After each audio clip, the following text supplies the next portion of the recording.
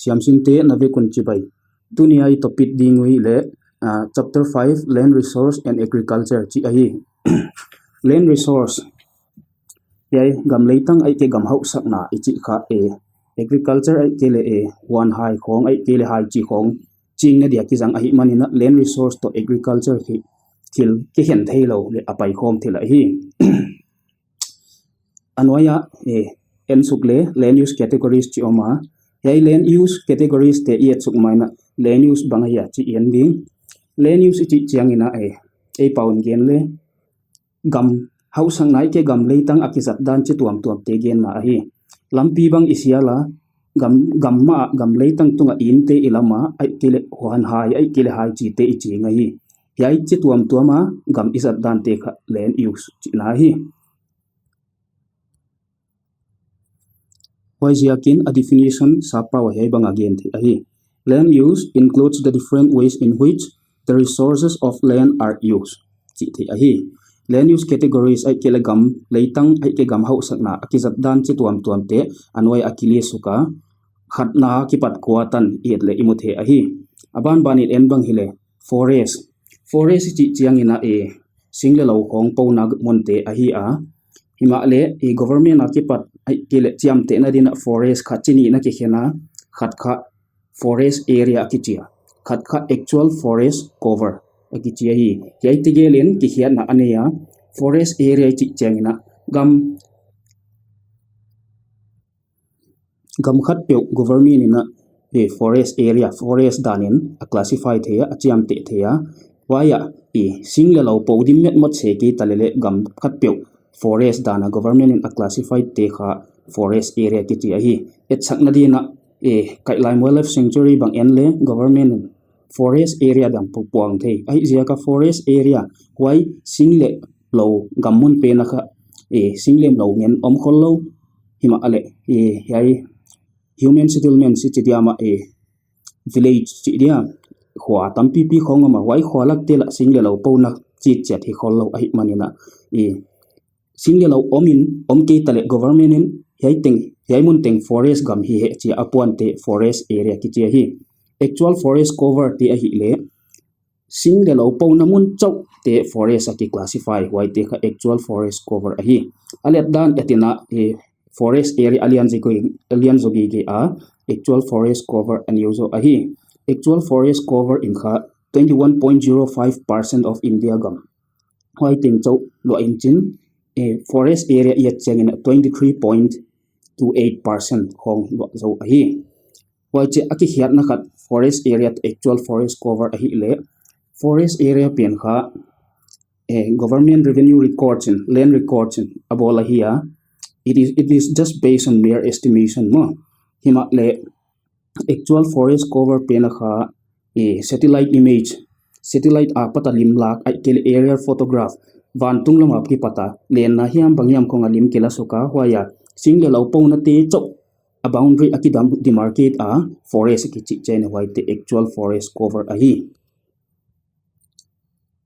ani na en non le land put to non agricultural uses chi omai yai land put to non agricultural uses ki chi kha wai gam leitang mi hingin aten chil namun human settlement chi dia khota hi na khopi hitale mi hingte namun te khong ai kele infrastructure et sakna dia lampi khong lei khong dam chi dan de khong ki bol namun te hiya ai kele industry ai kele dor khong i bol jing jung namun te kha land put to non agricultural uses chi no yalu ta hi yai land use dang teng sang kha hi ai pen kha akhang hat pen le akhang hat di pen azia ka hi le yai secondary to tertiary sector kha activity laka human economic activity laka khang hat pen ahi na kha whiten yai land put to non agricultural uses bol khesung jung ahi na expand jung ahi na hi pen khang hat pen ahi ano na athum na dina barren and wasteland chi om hi ya kha gam zat dia taklo ai kele one high khong chin na dia taklo munte kha barren and wasteland sa ki chi hi et chakna dia mual khong tang sang pp khong ai kele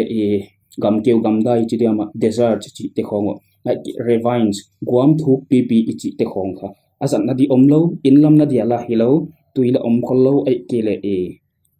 ha huan hai ai kele lo pol na di khong atak lo te kha barren and wasteland si tang pi ahi alina en non le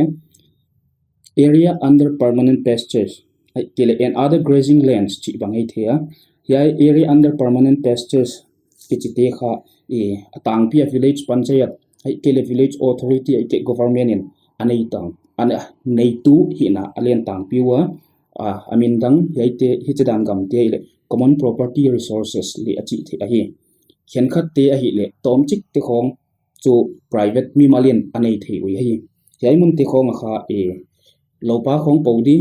u ta le a u tur khong ki mol the na naw pang te khong ki mol the na anei tu tua mom khol lo ai ke le u ta le huang vol ganta te khong in an khong lopa khong avani the na mon teu kha area under permanent pastures and grazing lands chi namona om tang pi ahi anga na en suk non le area under miscellaneous tree crops and groves chi oma yai te hi atang pi anei tu om dewa mimalin anei gam te ahi wai te kha yai kha huan ha hiam bang hiam khong ching leo le kha net zone area la kan lo net zone area chi cheng na atop na lama ya wana pena again phing dia tun chu yai mo yai net zone area ki chi tai san pot di yai hi chudan de gam te kha farm hiam mimalin abol ai kele in kimin kianga singkong ai kele thei kong khong iching wai te khong khwap ai hilale huan ha hiam lobol na gam dana chu simtel hilo agricultural land dana simtel chu hilo ai anona yet le aguk na cultivable wasteland cultivable is a cultivable ho thei lo dia bol thei hilale bol la wa omlel chi ai wai kha a definition banga hi chi le any land which is left fallow for more than 5 agricultural year ki chi hi chi chu yai kha gam lo kho na dia tak hilele zat lo lel kum nga sanga tam zo zat lawa om te kha cultivable wasteland ki chi hi anona yet su non le sagi na current fellow wai chu alo gam kizang lo lel lo gam chu hi hilele akizang lo lel chi hi wai kha english definition pe di bang hile any land which is left fallow it is uncultivated ayo any land which is left fallow for less than 1 or 1 year is called current fallow ki hi e paw again de bang hile chu kum khat ai ke kum khat sanga tomzo alo kho lawa om lo zat lawa om lo gam pen kha current fallow ki hi anona fellow land other than current fellow yana ineya yaile a definition a sentence paidan chu ki bang thodi ama te to isiaka akum azat lawa aum kum ong kidang lel mai di ahi wai chu bangai chi le any land which is left fallow for more than 1 year but less than 5 years chi ahi bang aum zia takahi le chu lo gam kum khat sanga tamzo zat lawa om hilele kum nga sanga tomzo zat lawa om wai te kha fellow land other than current fellow ahi amabana ipai maina guka kipat gianatan enle cultivable wasteland current fellow land other than current fellow yai teng thum enzual dia bangjia ka logam kum khat tan ai kele kum khat sanga tamzo ai kele kum nga sanga tamzo zat lawa lomun ki koi ahia chi asiak yon gen zual di asiak pi pen ahi le chu agam pen akizoma wazat gi gen kha a soil fertility chi dia alei hoi na pen kha ha zat lwa le alei ong fertile no lo thei ahi na kha alei pen kha khol sak phot zat lawa om phot wai zat lawa om sunga kha ama le ama a natural process nitrogen fixation in the soil bang hithei haiki earthworm te tungto na bang hithei huchia kha a fertility kha alei hoi na kha ama le mang ki siam thak non thei na dia kum bang za hiam yai lo gam sagi na pat gup na pata giat teng kha zat lawa ki koi ahi akwana enle net zone area yai pen kha huan hai low bol na kam tak ahi agricultural land tan yau chi ki hian naw ma agricultural land in chu lo akibol khang na gam teng akibol sa hina akibol non di akibol lel te le ahuap veka hirma le net zone area chu tu tadi adia akibol na lel lo dia akibol na lel gam chok huap kha hi sa paun gen le it is the physical extent of land on which crops are sown and harvested kichi ahi abana land use changes in India chi ineya yai land use change aken cha forest ai kele non agricultural use ai kele barren low in the cultural wasteland current fellow chi khong bang bayam ki hek tu atwa ahen tiang pungzel khata pungcheng khat kiam aziak chu len kha fixin chin len ichi ei o thua le gam leitang ilet sak theilo i khan sak theilo a hina len kha a omsa pen khatin tamazat jok le a khat pena tom zo ki rang khadi agriculture dia i ha zat le gam dang te a azat na dang te bang kiam chi dan de om the a hi wai bangzia ka land use changes oma hi ichi le mi hingin inek tak zon na khong ki hek ipu pa huna pat yet le bang hunting khong fishing ke gathering chi khong yai sakap khong samat ngabet sabet chi khong akiwa hilele tu huna kha huchi te bang wang le wang ta mo low ball mi le ki wang ta khopia teng te bang chu in building in lian pp khobang teng ta gam leitang ki zat dan ki hek ma ta etsak na dia niulam ka jang bang en le nidanga tuilong ngen hi to in ngen dim mo gam leitang akizat dan kha ki hek hoi kha bang zia ka chi le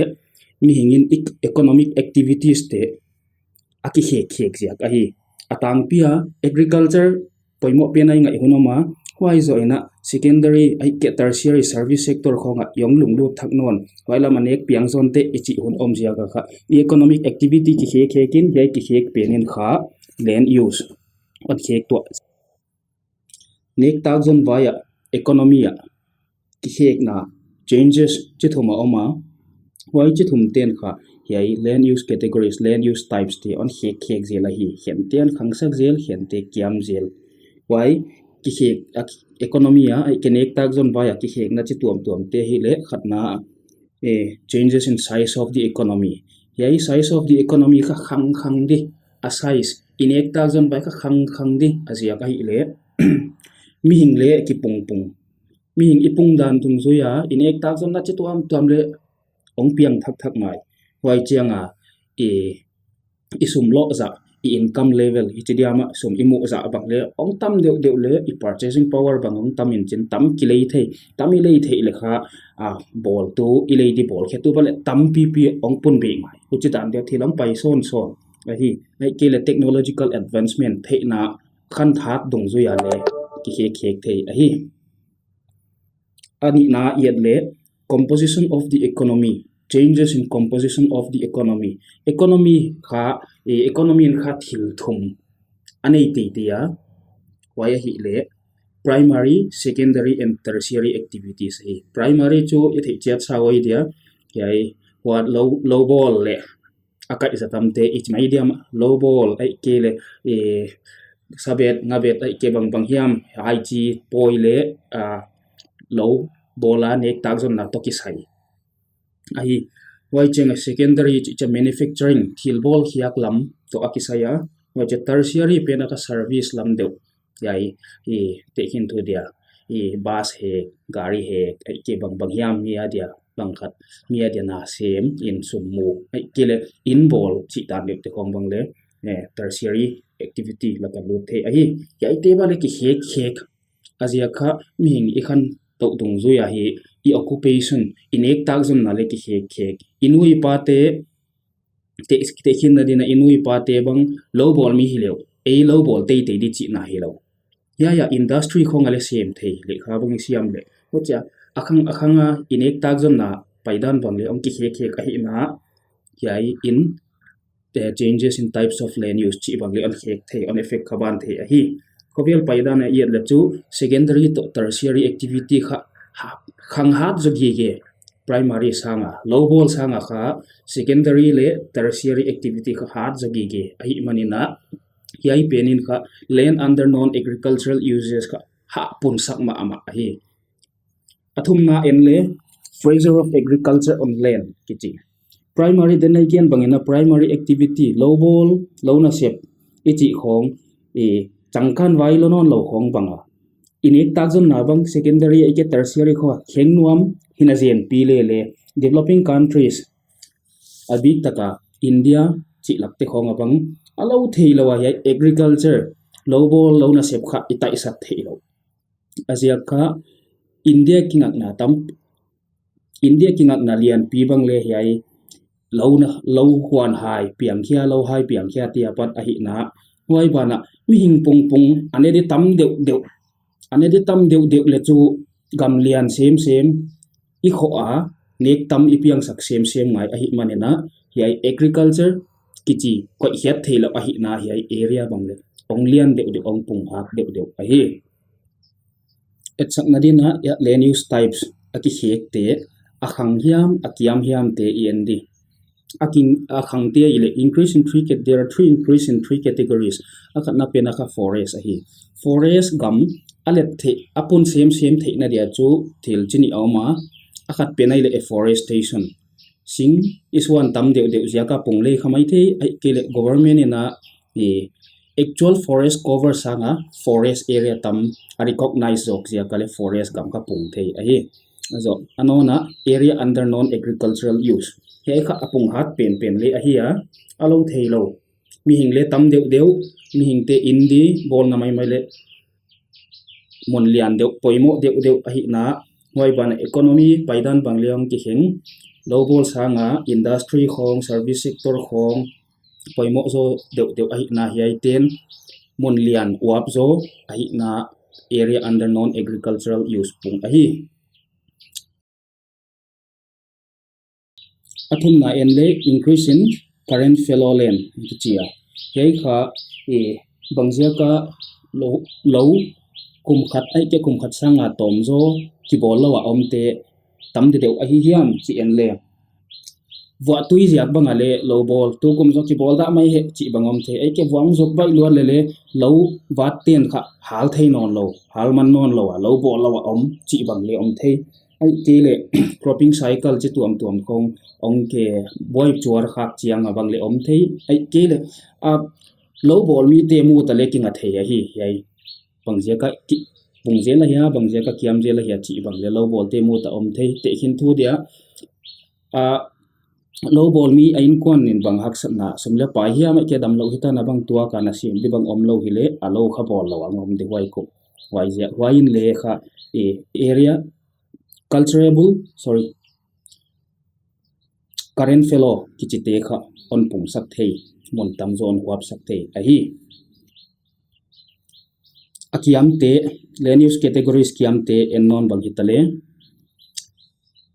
barren and wasteland chi bang kiam kele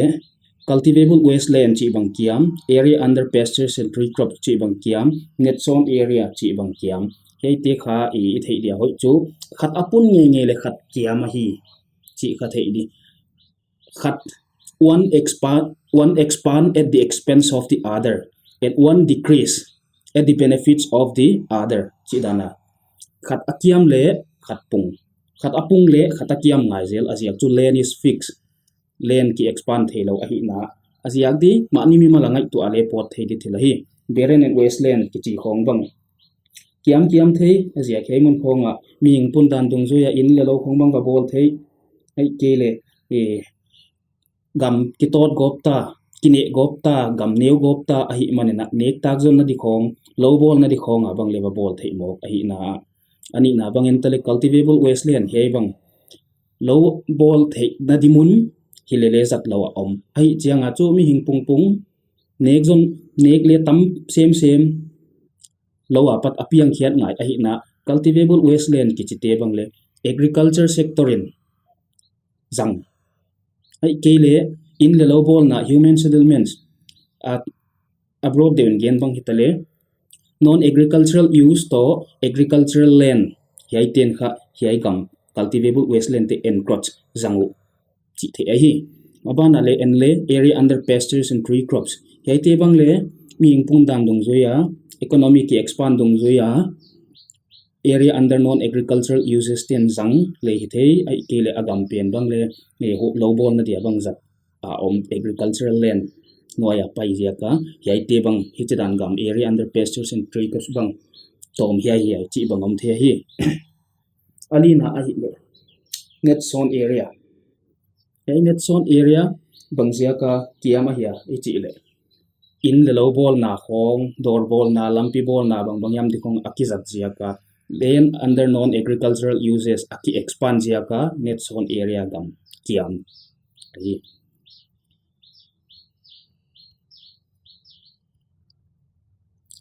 hi common property resources chi inia why maina gam kha anei tu based on who owns the land tung tonina e gam kha ni na ki khen thea khat ka private gam mimal gam le ni na kha common property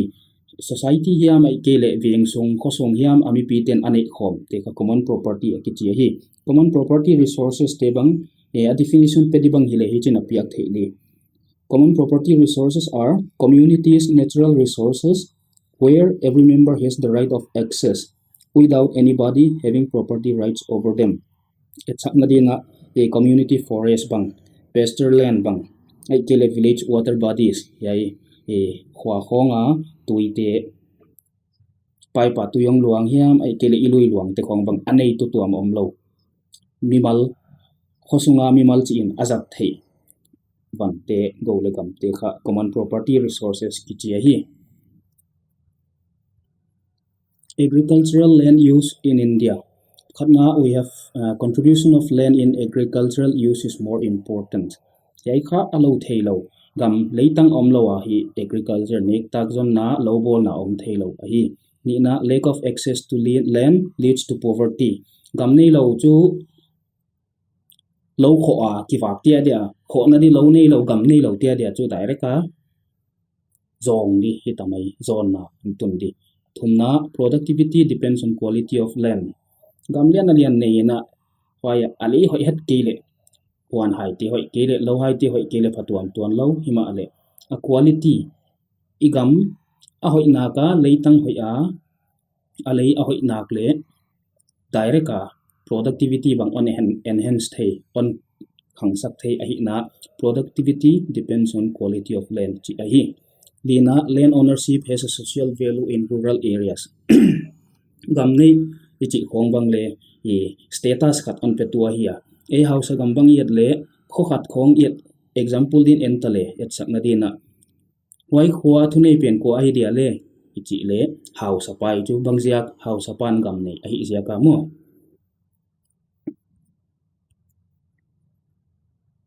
ya solution chini auma gam leitang la khangsak thei lo la izat zat lo thei lo hai pian thiak na dia izat zat ngai a hi na hi theom sun chu chini oma khat a hi le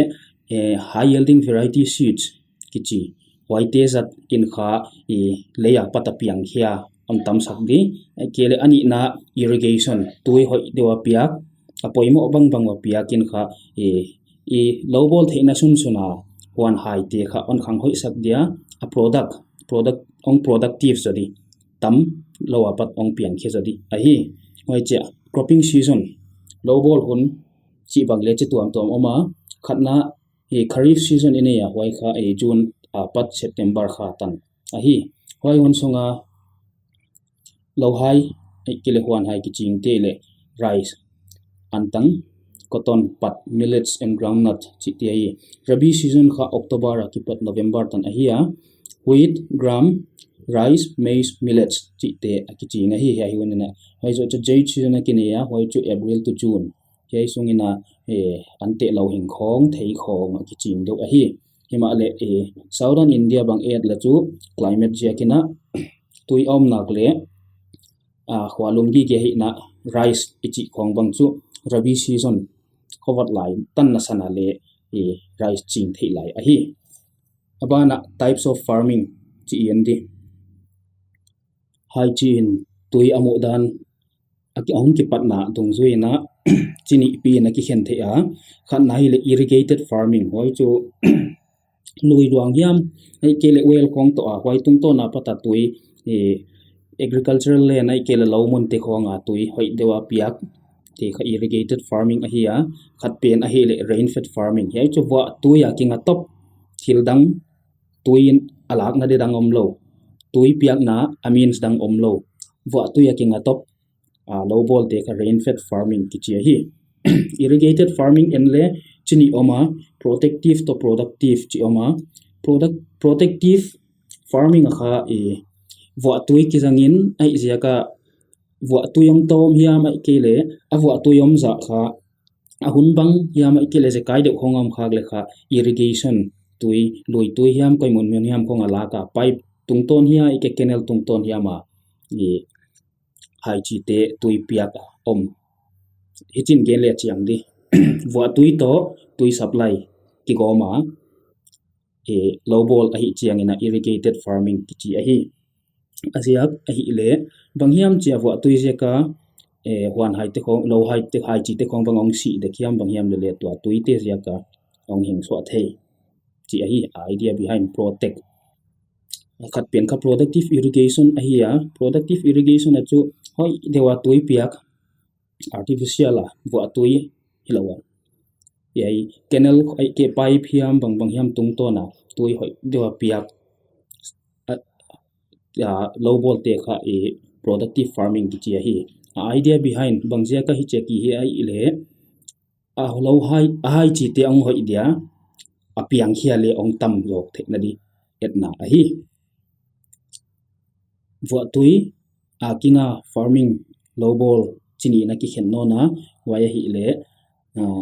dryland farming to wetland farming hi khat pen gam keu jok de namuna khat pen leu chik wa tui tam jok ne le mona farming te kha e dryland to wetland farming ki chi hi dryland farming yen masadi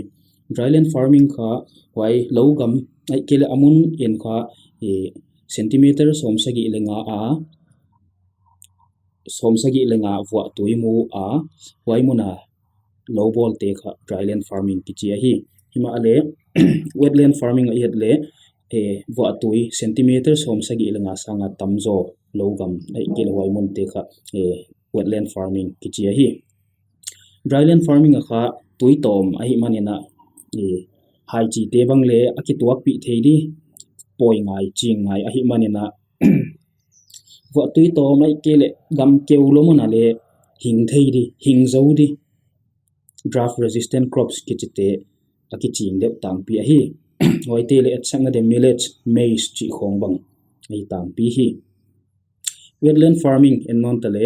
wetland farming kha tui atam lo wa tui tam lo hi zel hoi zia ka kha wa tui tampi poimo hai chi te atsang na dia rice antang sugar cane kol tu jute ichi te khong bang ki ching deuh tam pi hi hichidan deuh tui tampi poimo hai chi te kha water intensive crops le ki chi hi tuna india gamsunga nek piang khia te end nek piang khia food grains nek te kha e chini na ki khena cereals to pulses hi cereals chi cha kha anta an dia nek thei te hi hoi te ile rice antang bang wheat chi khong ai tang pia bangat pulses ti a hi le chini na ki khen no na hoi chu e cereals te le chini na ki khena fine grain to coarse grain na ki khena fine grain anel zo deu te anem zo deu te kha rice to wheat a hi a coarse grains cereals te a hi le neuchik aham zo deu ahum zo deu chi dia jowar basra maize ragi chi khong vai mim chi te khong a hi azo aki khen na khat pen cereals lo pen akhat pen pulses a hi a pulses chi cha chu dai lo hawai ichi dang de te pol te group a hi mangan tang chi khong vai te ka pulses noya om a hi fine grain cereals noya ama sa pen yendi rice antang ai ke rice ichi kha tuipi tunga ki pata meter sang ni a sang tana chin thei a hi a india a hi le chi sang thum antang oi ke rice chi sang thum bang e chingin a om a hi atang pin west bengal chi la khong kha e season thum in rice chi tuam a chingwa hoi te le os aman boro a hi india in kha e 22% of the world's rice production tan antang apiang khesak zo a hi khovel pumpi etina China noya apiang sak tampen bu piang sak tampen a hi le India a hi India rice apiang khia dek namonte gamte hi le West Bengal Punjab Uttar Pradesh chi te khong hi fine grain cereals apoimo pen ni na a hi le wheat ki chi a hi India in kha 12% khong a produce ban a hi wheat ki chi kha khowat lai phalbi lai winter khong in a ki ching dek tang pia hoi je ka rabi crop chi bang le he the a hi yai wheat ki chi kha north and central India a ki ching dewa atang pi na irrigation tui supply hoi deu apoimo a hi Himalaya tanggam lak khong a hi le wa tuya kinga top a hi yai wheat apiang khesak tam deu state tang pi te hi le Uttar Pradesh Punjab Haryana le Rajasthan te hi tang pi hi nona coarse grain cereals ai lu di jowar yain kha yai jowar in kha 16.5% kam leitang agricultural land gam leitang alo a hi gam keuna lam deu te a hi le yai pen kha andia azak tang piu main food crop aching tang piu a hi etsak na dia Maharashtra in bang ama choina jowar kim khat India in a produce kim khat bang apiang khesak zo a hi anona Basra kha gam keuna mun ma le hing khe zo khangso zo a hi na sia kena drought resistant crop example chi khat le a hi yai Basra in kha India a low mun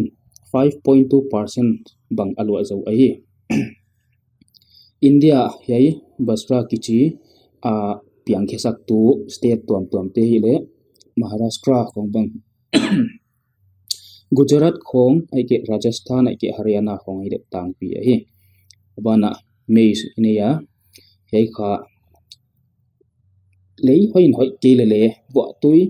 apoimo za ane nak le piang khe thei hoi thei a hi maize chi kha maize kha food and fodder crop le a hi a nek di mi hingte nek di ai ke le gan hingte a dia le ching thei a hi India ile tang pi na andi ni jangwa developed countries can khat khong ai le ama wa de fodder crop ai tang pi de a hi maize in kha 3.6% khong India a lowmun alo a hi atang pi na he maize to achin kichin theilo na mun le omlo deu fertile soil se poimo lo a hi na a koimun pe le chin thei a hi yai maize ana aha piang khiat sa gam deu ti a hi le Madhya Pradesh Andhra Pradesh Karnataka Rajasthan chi khong ai deu tang pi a hi the second type of food grains produced in India pulses pulses kha protein tamma ma hi like pulses te itching in le natural fertilization of soil bang le enhance thei through nitrogen fixation ma hoi je ka pulses itching in kha lei hoi lo akisang chaisa lei hoi na kisang chaisa namun khonga itching le bang le leon hoi sakki thei a hi crop rotation chi khonga tang pi dem chi ngai tang pia hoi chia India kha ama dok ma hi hei pulses production taki saya pulses kha he gam keu de khonga le chin thei a hi pulses kha chini oma India aki ching te gram tar hei tang pi hi gram kha subtropical area aki ching de wa himale wa tuya kinga a hi gram in kha 2.8% of India's total crop area sidiama India lowball na gamte 2.8% alo azawa hi gram produce ai kele piang khesa gamde te le Madhya Pradesh Uttar Pradesh Maharashtra Andhra Pradesh le Rajasthan ai tang pi tar ama ni nadina pulses noya tar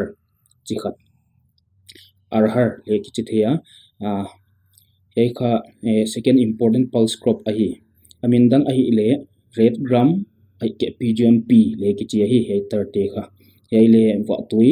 kinga a chin a hi in tar in kha 2%, India lo gam kha 2% alwa zo a hi produce deu apiang ke sak gam deu te a hi le Maharashtra, Uttar Pradesh, Karnataka le Gujarat ai tang piu tuna food grain silo oil seeds yendi oil seeds kha chi tuam tom oma groundnut, rapeseed and mustard chi khong ai ki le chi tuam soybean chi khong bang le a hi oil seeds la kha groundnut yendi 17% kha in khovel 17% ki produce la kha India kipan a hi yaile wa tui akinga noya Chin a hi kharif season Chin a hi wai che India lomun gamte kha 3.6% groundnut Chin na kizam a hi produce tang pi deu te hi le Gujarat, Tamil Nadu, Andhra Pradesh, Karnataka le Maharashtra te hi ani na ennon le oil seeds noya rapeseed, mustard chi ei kha subtropical crops ma hi rabi season kiching a hi hima le tui atam apoi mo honina irrigation wa tui hilo lui tui hiam koi hima pata tui supply apoi mo hon ama hi tui bo zel ban le poi mo honam logam leitang 2.5% alo wai cha piang ke sak gam deu te a hi le Rajasthan, Uttar Pradesh, Haryana, West Bengal le Madhya Pradesh a hi tuna fiber crops ai lut non di fiber crops kha atang pin jute to cotton to jute a hi cotton and masale cotton kha kharif season kiching a hi semi arid regions gam keudeu namun gam da hian chuilo gam keudeu namuna kiching a hi India in kha short staple to long staple cotton achinga long staple cotton te ile America pat kila tang pi deu a hi northwestern India narma kichi deu a hi cotton chinna dina leivong black soil kha apoimu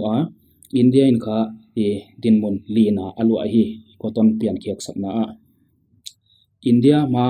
cotton piang khek jek sak deu te a hi le China, USA le Pakistan a hi azama India cotton ina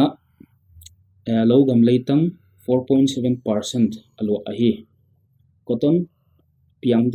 deu namun state ti a hi le Punjab, Haryana, Rajasthan, Gujarat, Maharashtra, Andhra Pradesh le Karnataka a hi fiber crops no yani na ile jute hi he kha packing material bantun na bang yam khong kizang le cash crop zuak sum dedana kiching deu tang pi hi India in kha 3/5 of the world's production alwa bana wai bana India ki chinna gam le tang hi neuma ma hi wai hi le 0.5% chok a hi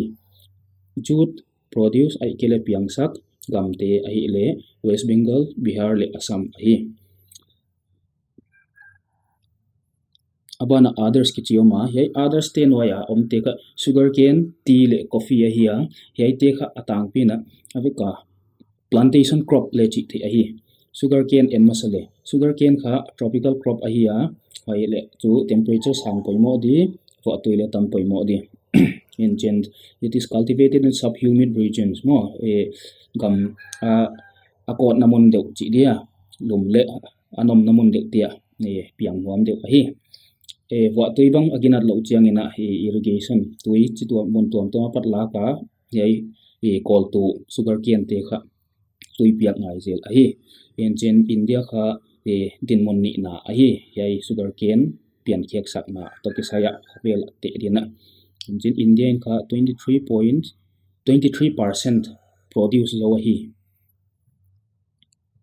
apiang ke sagam deu ti hi le Uttar Pradesh, Maharashtra, Karnataka, Tamil Nadu le Andhra Pradesh ti hi plantation crop ani na bang ennon tale tea a hi tea chi jo singpi te hi yai le plantation crop ma hi and yai tea leaves ai ke le singpi te ten kha caffeine le tanin haw ma hi tanggam ai ke le yai mol dunglak khonga kha yai singpi te kha singpi te huan khong bang kibol le hoi ma hi engine fo tuiba le tama poimo tangpi na British te hun la ya yai ti cultivation khang ki pana hi a sangkhat ziket som li komina asama hi tua atang India tua yaiti aki aikele singpiti aki China mun de tele Darjeeling ai chu West Bengal ahia Jalpaiguri Nilgiris le Western Ghats ti hi engine khovela 28% tea production kha India ki pat ahi bana India in kha thumna alu a Sri Lanka le China kha India ma a tam produce lo ahiu engine IT cultivation kha 53.2% bang late lomon bang teen alu ahi atang pina tea production te ki saya kha amadok deu te le West Bengal le Tamil Nadu ahi plantation crop thum na hi le coffee hi a Indian kha coffee chi hoi ma ma chi thum chinga hoite le Arabica Robusta le Liberica hi engine 4.3% ka India in khovela atho khiat za apiang khiat sakza coffee hi India rank ahi le 6 ahi a wai ama gam anaha piang khiak zo deu te ahi le Brazil Vietnam Colombia Indonesia Mexico te ahi India a piang khiat sa gam deu te le Karnataka Tamil Nadu le Kerala ahi coffee kha atang sukkewa goi voya hicha don dia zat the ahi abana i topic ding wi le agricultural development in India agriculture to ki saya lo na ke lo apiang khia to ki saya bangje ka development poimo aya chi point ni in yen masadi bangje ka hia chi le khatna India milip zalaka som ngale thumte agriculture lo na kinga ahiu bana India leitang zalaka som ngale sagi te agriculture adia kizang lo kho na dia kizam ahi zia ka hi wai zia ka poimo ma ahi na Indian kha strategy tuam on pula khia a wai te kha agricultural development ahong tum theina dia awat pat khia ka hi khatna bang enle switching over from cash crops to food grains zuak somdi British te hun lai khong abang cotton pat khong chingu la nek tak thei tuan lo ahi na India kha shortage of food grains bang omno ma ahi na kha switching over from cash crops to food grains chi am kiswan ahi ni na increase crop intensity alei tang cultivated area pen kha zat ji je di wai kha crop increasing cropping intensity chi ahi ani na athum na akha increasing cultivated area agricultural land ike lomun kha ke di logam ke di chi kha idea behind ahi alina yetle improvement of irrigation wa tuila kining ching khollo mumal khollo ahi na kha tui hoi dewa lomun te kha tui hoi dewa piakin kha kwan hai ai ke lo hai piang khia te kha on pong sak sem de na improvement of irrigation le poimo ahi ngana intensive agricultural district program and intensive agricultural area program te le on pat hi ahi akuk na use of HYV seeds ka high yielding variety kichi hi high yielding variety seeds fertilizers irrigation pesticides yai kha et sakna dina HYV seeds kichi bang Indian alak na chini oma khat pen wheat HYV seeds of wheat high yielding variety seeds of wheat bang Mexico ala a ngoicha high yielding variety seeds of rice bang Philippines ko ngapat ala ka hi asagi na use of package technology get na introduction of grain revolution in kwana large agricultural inputs ting government in on launch chiang kha agriculture to kisaya ka development ongoma growth in onzui ahi manina yaite en khedi growth of agricultural output and technology khatna production in yield increase lower piang khia le piang za ang punga et sakna din atang pi wheat rice oilseed sugarcane tea pulses cattle milk groundnut chi khong pungin ang pung ahi ni na expansion of irrigated area tui pia khian gam logam tele angle an tam deu dewa thumna use of HYV seeds hebale ki azat deu ta lina use of modern agricultural technology nidanga pupa hun lai pek khonga ivan zat tu zat hei zat teu sang kha tu hun khong ai ke le modern huna yai tractor ai ke bang hiam te khong hong ke zat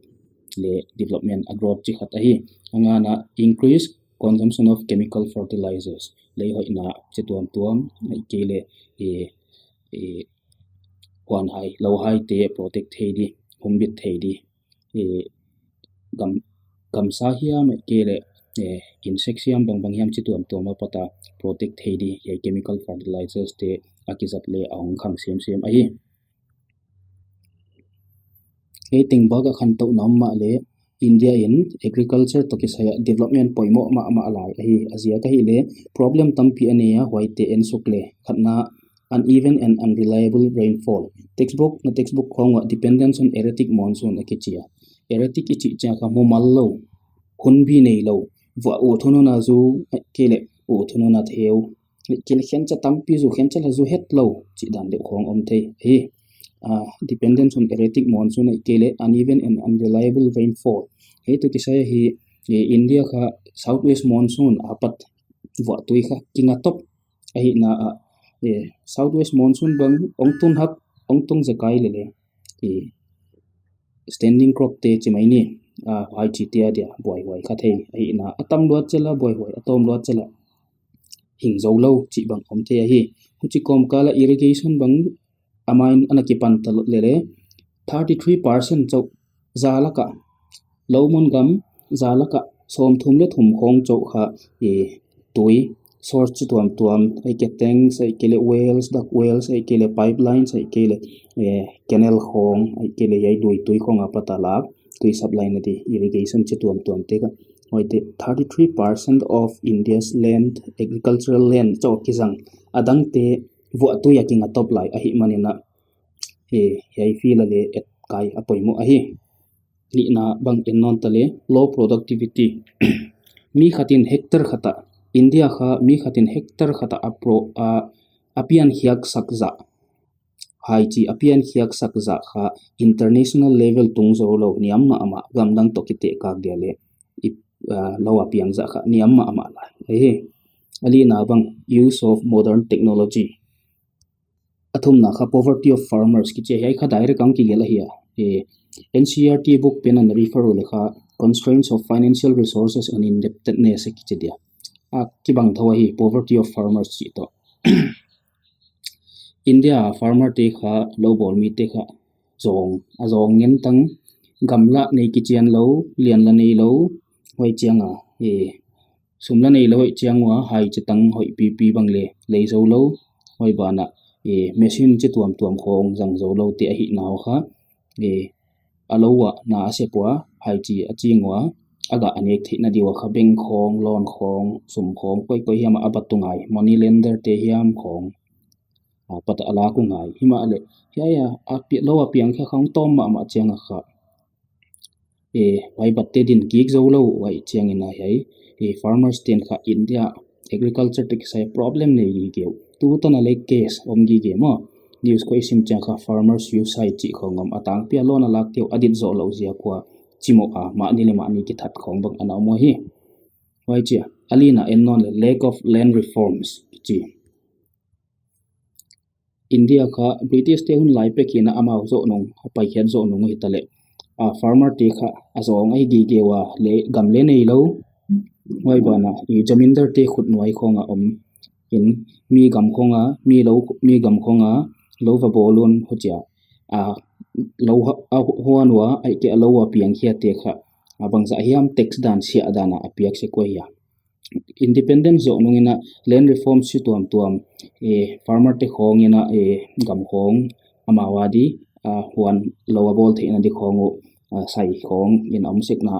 hima ale yai kha hoi dewa ki implement theilo azia kha implement body ti khong in kha yai mi hausa chi te khong gam lian pp nei chi te khong mayat na kha ade bangwa land reforms bangle bol thei tak lo hi na bang yel fragmentation of land holdings hei bang le asauda to again in a small farm size and fragmentation of land holdings JNCERT yai pen India atang pi na low ball mi ten kha atam tom chik ten 1 hectare khat sung khonga he lo mon anei wa hoi bang yet le neu hectare khati chi chang kha 0.01 square kilometer mai in atam zoten bang half 0.5 hectare lo nei wa waya piang khia chu lo neu lo mon neu lo cha tampi piang khia na di chan som lo mo wai bana yet som son le a hoi anei sum teu neu be lai azia chu inheritance dana pupa khanga paida na insunga gogam te ongki hom zak chang kha ong neu deu a hi na kha hoi gam neu chika pata tampi piang khia na dan om lo ai zia ka India farmer te zongu bana India le agricultural development de banga om thei tak lo chi hi gupna lack of commercialization he kha India lo bol mi te kha zong a hi na kha agamula neu tampi piang khe sak zo lo hi na wa amao nek di khop chau ching khe zo hoi zia ka kha zuak sum di akana wal ching zo lo a hi na wa kha there is lack of commercialization sagi na non tele vast underemployment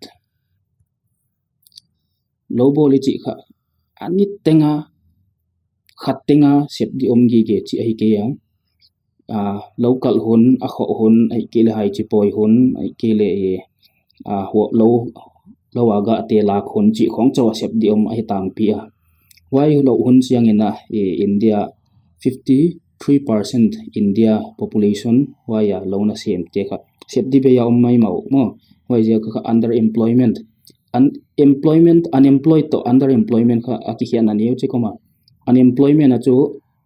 sep di om lo sem lo bil bel mai underemployment a chu season wise a sep di om cha sem zol hoi lo cha sep di dangom lo la sem chu hi ve chi dan deu hoi ja ka hi case tung to na kha vast underemployment chi bang le ong khang a hi again na degradation of culture green revolution ka ong aki zatina apatwa ma a nek le tak pian na tampi tak ong swaka India production bang le ong sang a hi Himalaya thil pe atam lo awal lo chi omai manina le green revolution prospect te bang entale irrigation chi khong ai ke use of chemical fertilizers chi khong bang enle khatna irrigation bang itale mun khata kha tui aki ha piak lo chenge tui bang vung deu do hoi kha agam zat thei lo suak hai chi himi ma dia hoi no lo suak hoi cha lo mun agam pen kha degrade condition a ong ma hi kele chemical fertilizers khong aki ha zat luat chengena boina boy hoya na chi tuam bang ai kele mi nga dia hoi lo chi khong bang hoi inek te tung to na bang le piang kha thei mo hoi cha water logging ai ke salinization why condition ka water logging at kichia aso anona pen kha increasing disease khong mo che tuam hoi changa kha excessive irrigation tung to na kha salinization ai kele alkalization of soils chi bangong thei tui kha continuous ta kai supply lai chenga kha minerals tuin le minerals tampi ne hi na wai salt content chi kha ong tam go pin alayong al atui bangong al chenga kha hai chi hing thei lo ai chenga alkalinization kha problem chi khat hi wai che alkalization le hi bok heiting igom khom changa kha India in problem ato ate agriculture to kisaya hi akwana health laidi illiteracy of the farmers he kha pilna siam na bangle poimo etchanga farmers te khongin bangle laibu hiam koi hiam ikele scientific methods ke gamdang te hi dan chi khong theya sima ena zui thei de tan khonga le farmers lam te bangle neu chik literate deu ngai mo sim thei zui thei tana om ngai kele machines bang yam hoi piom le azat de dani thei tuan kele phatuam lo bokpi laka swangman tampai to kibang di na farmers te bang le new chik educated na India kha illiterate tamma ma lai a hi na kha abi taka farmers te laka azong je poor je ko kha he pen bang le eliminate dia hoi ma agriculture fi la le Indian khan to na nga the na dina he ting tai